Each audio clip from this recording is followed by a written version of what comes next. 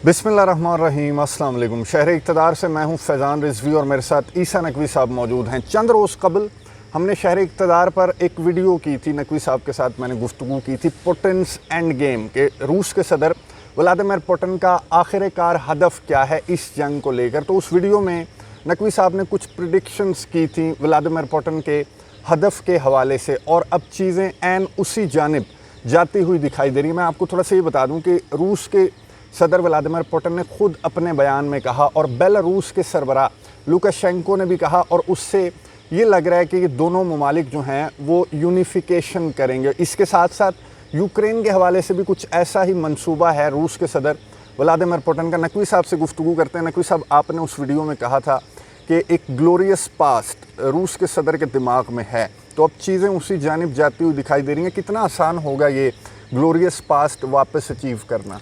देखिए, आसान तो कुछ भी नहीं होता और आसान नहीं होगा। ये जो लार्जर गेम प्लान आपको नज़र आता है व्लादिमीर पुतिन का, और जब आप उसकी शख्सियत को परखते हैं तो आपको अंदाज़ा हो जाता है। कुछ बेसिक फैक्ट्स हैं जो ज़ाहिर है कि मैं क्योंकि बयान कर चुका हूँ पहले वाली वीडियो में, तो उनको रिपीट करने का फ़ायदा नहीं, लेकिन कुछ चीज़ें मैं आपको बता दूँ। ये इंडिकेशंस हैं, और ये इंडिकेशन ये है कि अमेरिका और उसके इत्तेहादी, जिनको ये लगता था कि यूक्रेन को उन्होंने सक्सेसफुली एक ऐसा ट्रैप, एक ऐसा फंदा बनाया है जहाँ पर रूस आकर उस तरीके से फंस जाएगा जैसे ये लोग अफ़गानिस्तान में फंसे थे जाकर, या जिस तरीके से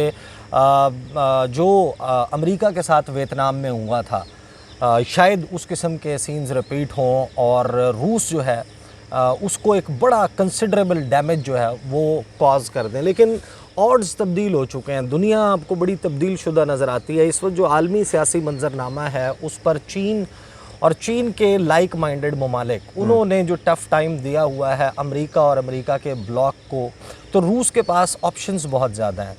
आपने देखा कि मैं क्योंकि बड़ी तफसील से इसके ऊपर बात भी कर चुका हूँ कि जो सदर बाइडन है उनका दौरा है सऊदी अरेबिया का, वो मुल्क जिसको वो ये कहते थे कि इसको शूदर बना देंगे, पराया बना देंगे, अछूत बना देंगे, मोहम्मद बिन सलमान को कोई मुंह नहीं लगाएगा, उसके साथ कोई बात नहीं करेगा, वही बाइडन जाकर उसके कदमों में बैठा और उससे दरख्वास्त की कि अपनी ऑयल की प्रोडक्शन बढ़ा दें, और उसके ऊपर कोई फौरी मस्बत जवाब जो है वो नहीं मिला। उन्होंने कहा जो ओपेक प्लस का फॉर्मेट है जिसमें रूस भी शामिल है, उसके साथ मिलकर अगस्त के महीने में जाकर दोबारा इस मामले के ऊपर वो रिव्यू करेंगे, और जो नेचुरल कोर्स है उसमें सारी चीज़ें चलेंगी, जो प्रोडक्शन है ऑयल की इंक्रीज़ करने के हवाले से, तो उससे एक लाइफ लाइन जो है वो बरकरार है व्लादिमीर पुतिन की।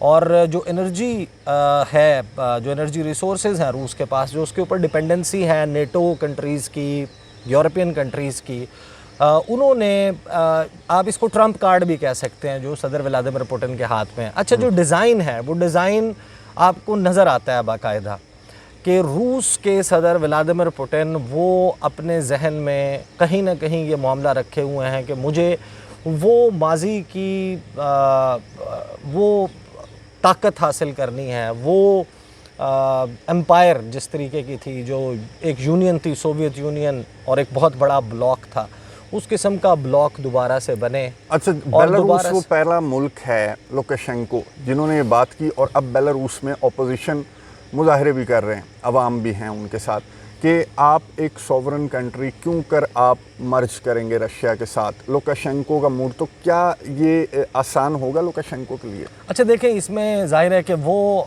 जो अरेंजमेंट होना है, वो अरेंजमेंट ज़रूरी नहीं है कि वो सोवियत यूनियन वाला अरेंजमेंट हो, वो उस वक्त वाला अरेंजमेंट हो, एलिजियंस हो, सैटेलाइट स्टेट बन जाएं आप, या फिर आप उसका एक तरीके से फेडरेटिंग यूनिट बन जाएं आप, कोई इस किस्म का। लेकिन ये जो अरेंजमेंट सामने आएगा ना, ये मेरा ख्याल है इसके डायनामिक्स ज़्यादा रिलेटेड होंगे सिक्योरिटी के साथ और इकोनॉमिक कोऑपरेशन के साथ। ठीक है, इसमें आपका ये नहीं है कि आप अपना झंडा तब्दील कर लें, आप अपना तराना तब्दील कर लें, आप अपने सरकार के मामलात और उसके तकर्रुरी और तबादले जो हैं उस तरीके से करें। आपकी सॉवरेनिटी बरकरार रहेगी, आप एक अलहदा मुल्क के तौर पर ज़ाहिर है बरकरार रहेंगे, लेकिन आपका जो अरेंजमेंट है बहुत सारे मामलात पे, जिस तरह कलेक्टिव सिक्योरिटी ट्रीटी ऑर्गेनाइजेशन थी जिसमें बहुत सारे मामलात थे, जिस तरह नेटो ऑपरेट करता है, जिस तरीके से यूरोपियन यूनियन ऑपरेट करता है, उस किस्म का भी जो है वो एक बन सकता है। लेकिन एक चीज़ आप देखें बड़ा इंटरेस्टिंग हुई है कि अमेरिका और उसके इत्तेहादी, उनका मंसूबा ये था कि हमने रूस की सरहद पर जाकर बैठना है। और रूस के सदर जो इस वक्त मामलात को लेकर चल रहे हैं, इसका एंड गेम अगर सक्सेसफुल होता है, जो पुतिन के दिमाग में है, तो टेक्निकली रूस उनकी सरहदों पर बैठा होगा।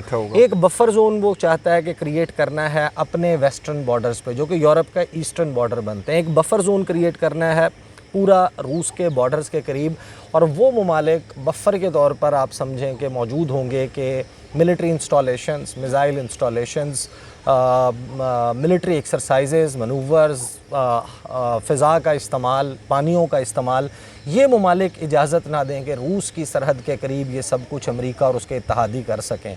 और उसके लिए मेरा ख़्याल है कि मैंने आपकी वीडियो देखी, आपने उसमें कहा कि मैं इसको जंग नहीं कहता, रूस भी इसको जंग नहीं कहता, रूस भी इसको कहता है कि ये एक स्पेशल मिलिट्री ऑपरेशन है और उसके क्लियर कट ऑब्जेक्टिव्स हैं। ऑब्जेक्टिव नंबर 1 ये है कि व्लादिमीर पुतिन को, व्लादिमीर ज़ेलेंस्की को जो है वो हटाना है इक़्तिदार से, यूक्रेन को बाज रखना है कि वो नेटो का हिस्सा ना बने। इसका एक ऑब्जेक्टिव है डीमिलिटराइज़ करना है, मिलिट्री की जो जिस किस्म की स्ट्रेंथ यूक्रेन बिल्ड कर रहा था, जो रूस के ख़िलाफ़ मुमकिन तौर पर इस्तेमाल हो सकती थी, उसको ख़त्म करना है। और डॉनबास रीजन, दानियस्क ये और लुहांस्क, वो इलाके जो कि टेरिटोरियल डिस्प्यूट में रशिया क्लेम करता है कि हमारे हैं और यूक्रेन कहता है हमारे हैं। अच्छा, यहाँ पर मैं डिटेल्स बड़ा इम्पोर्टेंट तस्लीम करवाना है। एक बड़ा इंपॉर्टेंट सवाल यहाँ पर मैं बता भी दूँ कि ये जो बफर जोन की बात कर रहे हैं नकवी साहब, इसमें एक तो बेलारूस है, दूसरा मुल्क यूक्रेन है। यूक्रेन के हवाले से भी बात हो रही है नकवी साहब के यूक्रेन के सरबराह को हटाएंगे, विक्टर यानुकोविक जो क्राइमिया के मामले से पहले था उसे लाएंगे, तो फिर ये जंग ख़त्म हो जाएगी। अच्छा, नहीं देखें आप टेक्निकली किया क्या इन्होंने जिस रात 23 और 24 फरवरी की रात, जिस वक्त ये स्पेशल मिलिट्री ऑपरेशन जिसको रूस कहता है ये लॉन्च किया, उस रात आपने नोट किया होगा कि क्रीमिया वाला जो मामला था उसमें उन्होंने एनेक्स किया था क्रीमिया को। यहाँ पर मामला डिफरेंट है, इन्होंने उनको इंडिपेंडेंट स्टेट्स डिक्लेयर किया रूस ने। और फिर ये कहा कि ये इंडिपेंडेंट स्टेट्स मेरे से मदद मांग रही हैं, और मदद ये मांग रही हैं कि हमारे ऊपर यूक्रेनियन फोर्सेस मजालिम ढा रही हैं और रूसी ज़बान बोलने वालों के ऊपर जो है वो नस्लकुशी कर रही हैं, और उसको रोकने के लिए उसको जवाब बना के ही marched in with his forces. लेकिन एंड में क्या होता है कि वो खार्किव में भी हैं, वो लवीव में भी हैं, वो कीव में भी हैं, वो मारियोपोल में भी हैं, वो उनकी बंदरगाहों पे भी हैं, उन इलाकों में भी जाकर ऑपरेट कर रहे हैं।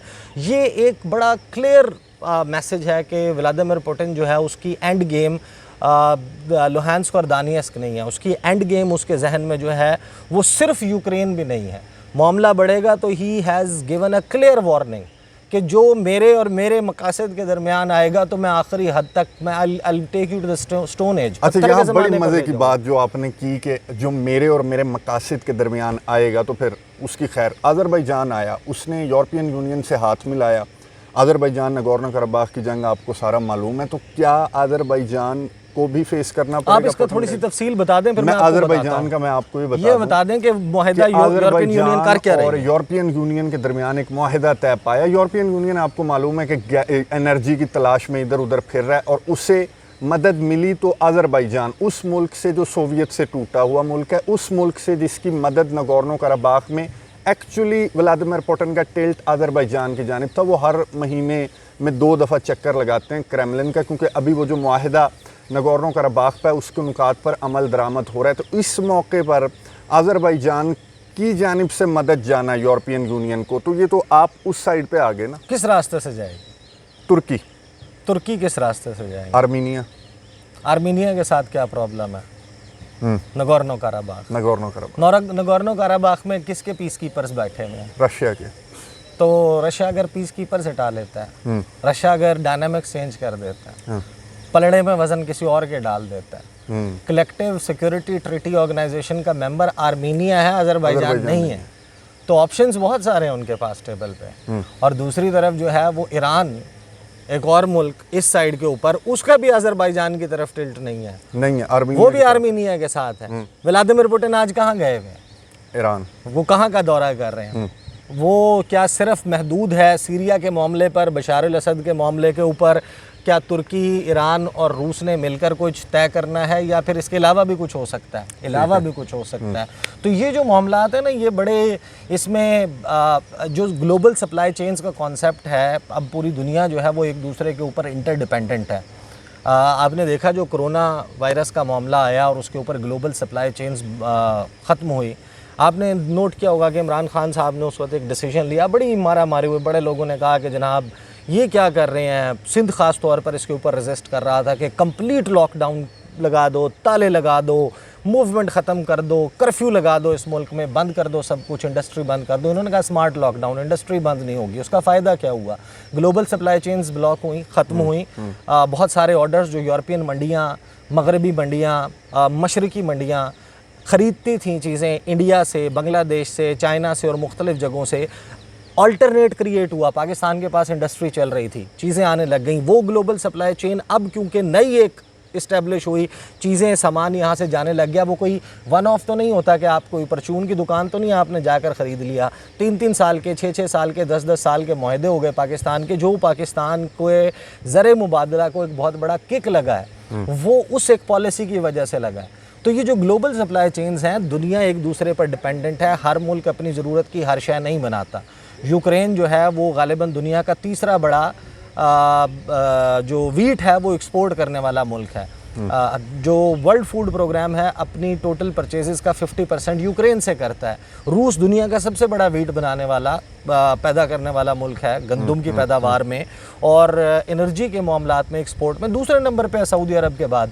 ये जो सप्लाई चेन्स मौजूद हैं, जो सिस्टम मौजूद है, मुआहदे मौजूद हैं कई कई साल के, कई कई दहाइयों के, जो गैस पाइपलाइंस बिछाई गई हैं, नॉर्ड स्ट्रीम 1 है, 2 है, उसकी जो सारे मामले पे जो काम हो चुका है कि आप उसको सारे को रीडू कर देंगे, ये मुमकिन नहीं है। उस पीरियड के दौरान क्या होगा? 2027 तक ये कर लेंगे। 2027 तक पुलों के नीचे से इतना पानी निकल जाएगा।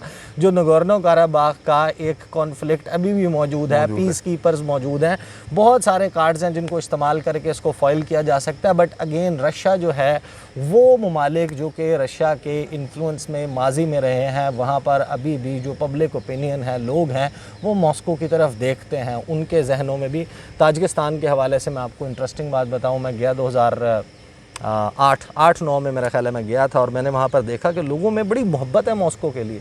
वो जाना चाहते हैं, वो रशिया के हवाले से वो वही जो ग्लोरियस पास्ट वाली बात है कि वो अभी इन्होंने नेशनल वो पासपोर्ट देना स्टार्ट किया, गेम फंस गई है। ये मैं आपको बता रहा हूँ। जो ईस्टर्न ब्लॉक है, जो एशिया है, वहाँ पर पावर सेंटर आप माने कि इस सदी में शिफ्ट हो चुका है। एक आखिरी सवाल का जवाब दे दें। ये जो अब दोनों तरफ से ये आया कि बातचीत की कोई सूरत हाल, आपने पहले भी कहा था कि बातचीत दूर दूर तक दिखाई नहीं दे रही, और जो ये छोटे मोटे कॉन्फ्लिक्ट्स अब सर उठाते जा रहे हैं, कराबाग का हो गया, इसराइल, फिर ईरान, सऊदीया, ये सारा कुछ, तो ये एकदम ताइवान भी गर्म होगा, ताइवान भी लावा फटेगा एकदम।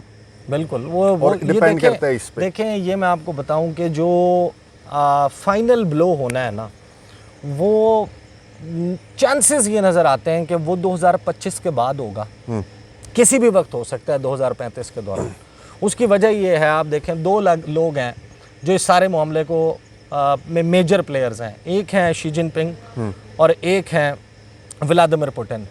ये दोनों अशख़ास हैं, इनको इनके ममालिक ने, कम्युनिस्ट पार्टी ऑफ चाइना ने और फिर रूस में जो अमेंडमेंट पास हुई, एक को 2035 तक और एक को 2036 तक इजाज़त दिया कि आप सदर रहें। और दोनों ने, शी जिनपिंग का क्या है, जो वन चाइना ड्रीम है शी जिनपिंग का, वो क्या है कि चीन के जो इलाके थे माजी में वो हमने वापस लेने हैं। उसमें अरुणाचल प्रदेश शामिल है जहाँ पे इंडिया मौजूद है, उसमें लद्दाख के बहुत सारे इलाके शामिल हैं, उसमें ताइवान शामिल है, जो उनके तिब्बत, सिंकियांग और जितने भी मामलात हैं, ताइवान से लेके हांगकांग तक, ये सारे मामलात हैं। साउथ चाइना सी पे उनके क्लेम्स हैं, तो वो तो ओपनली कहते हैं कि हमने ये करना है। और ताइवान वाले मामले पे तो वो ये भी कहते हैं कि अगर ताकत के इस्तेमाल से, हम नहीं चाहते कि हो, लेकिन अगर उससे भी करना पड़े तो करेंगे। टाइम काफ़ी हो गया, बस वन वर्ड आंसर आप मुझे दे दें कि बातें ये हो रही हैं कि आलमी जंग, बड़ी जंग छिड़ी तो वो यूरोप तक महदूद रहेगी।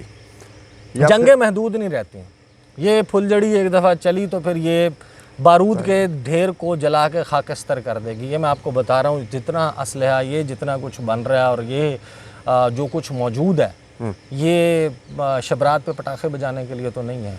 ये तमाम सामान बर्बादी और तबाही का मौजूद है, और सारी की सारी जंग जो है वो अपनी इजारादारी की, अपनी मोनोपोली की, अपने डोमिनेंस की, ग्लोबल डोमिनेंस की, ये उसकी जंग है जो चल रही है। बहुत शुक्रिया नकवी साहब की गुफ्तगू आपने सुनी कि ये जो रूस और यूक्रेन का तनाज़ा है ये किस किस सिमत जाता हुआ दिखाई दे रहा है, और कहाँ कहाँ पर कौन कौन से जो कॉन्फ्लिक्ट्स हैं वो भी सर उठाते हुए दिखाई दे रहे हैं। नज़र रखेंगे, आपको अपडेट्स देते रहेंगे। अगली वीडियो तक के लिए इजाज़त दीजिए। अल्लाह हाफ़िज़।